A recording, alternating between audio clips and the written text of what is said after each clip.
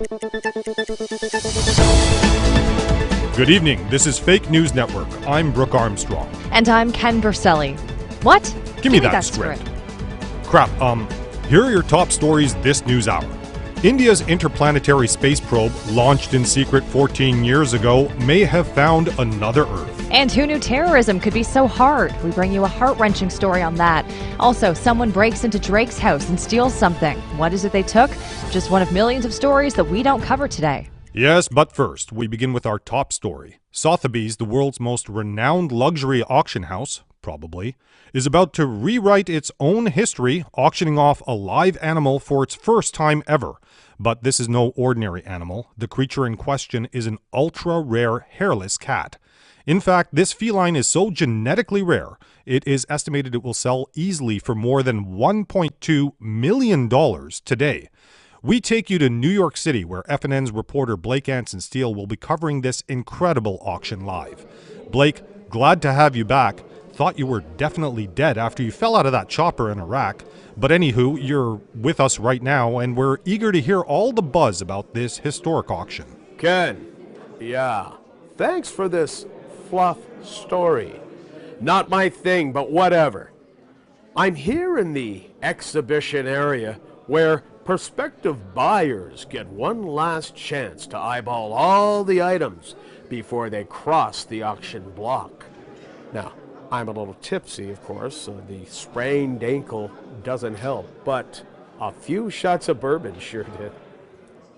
A lot of snotty people here dressed in their ridiculous furs and tuxes. Oh, God. Kim Kardashian's here. Now, for me, that is the on my ice cream sundae. Regardless, let's go find that cat you're all interested about. Gross. It looks like a scrotum. Well, that's a pretty graphic description. Yeah, but there's no other way to describe it, Brooke. It just looks fugly. Evil, even. Like it was forged in the guts of hell. Who in their right mind would want this thing? I wonder what its skin feels like. Sorry, just trying to figure out how to open this damn cage. Relax, cat. I just want to... Ah! You bit my hand, you fucking cat! Oh, shit! Shit, it got out! God damn it! Oh my God, I gotta get it back! Guys, the cat just bolted. It's gone! Right out the front doors! Blake, get out of there, quick! Already on it. Taxi! So that was Blake Anson-Steele reporting live from New York City. Tell me we're insured against this kind of thing. Attempts at committing a deadly terrorist attack on U.S. soil could not get this bad. Jake Bubba Jackson, an American citizen who became radicalized over YouTube or something, is now ranked as the world's most useless jihadist by the CIA, Homeland Security, Interpol, as well as Al-Qaeda. Bubba Jackson was first flagged as radical in 2003, but following 113 failed attempts to detonate himself in public, he's now considered super unflagged by any law enforcement authority that matters. FNN asked Mr. Jackson why he was so explosively impotent, but he immediately went on the defense. You know, this is just not fair to me. I called technical support, but I couldn't understand a damn word they were saying. F***ing immigrants. How come the price of admission to a jihad is so high? Jackson's ineptitude is so notorious, bookies in London, England are running bets against him. Hell, we put $10 down for him. If he finally manages to yank one off, though, we're out of here. Right. You still owe me $5 for that. And you call me an entitled bitch? Double-disgraced former President Bill Clinton and local Cincinnati Imam Mohammed Alwari had a meeting today to discuss the upcoming marijuana legislation and its place within the local Muslim community. The meeting was conducted behind closed doors, and when asked for a comment, the Imam seemed positive about the talk, saying, quote, "It was a great discussion. After all, Muslims have been getting stoned for centuries," end quote. Don't say it, just realized it. Buy American, hire American. As divisive as his campaign was, those two lame slogans floated Donald Trump right into the White House. But his latest executive order is pissing people off more than usual. Trump has decreed that all U.S. citizens must also marry American. This means no more hot Brazilians, Poles, Cubans, Asians, Indians, Russians. You get the picture. Apparently, the Donald wants to ensure that his most prized import is not outdone by other imports. Speaking of Russians, the Democrats called for it, the Trump administration fought it, but now the U.S. Department of Justice has taken unprecedented action in its investigation into elected officials with any past ties with Russia.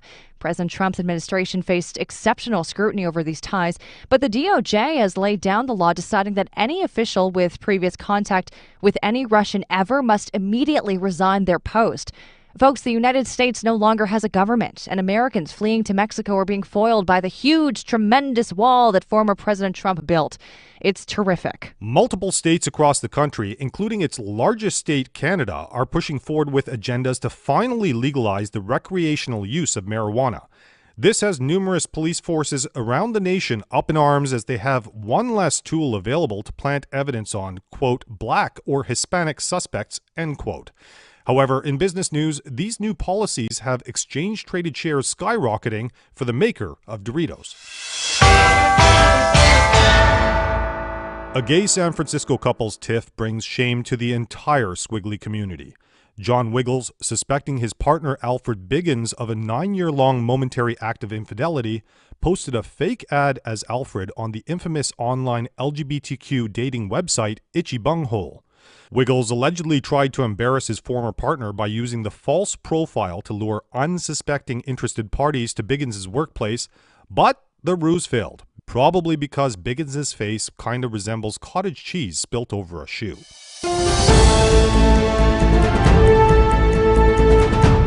In New York, a Brooklyn man is contemplating suing Ferrari after his new Ferrari sports coupe failed to attract any female attraction. With more on this story, we turn to FNN's Stan Calloway. Stan. Brooke, I'm standing outside this swanky dealership right now.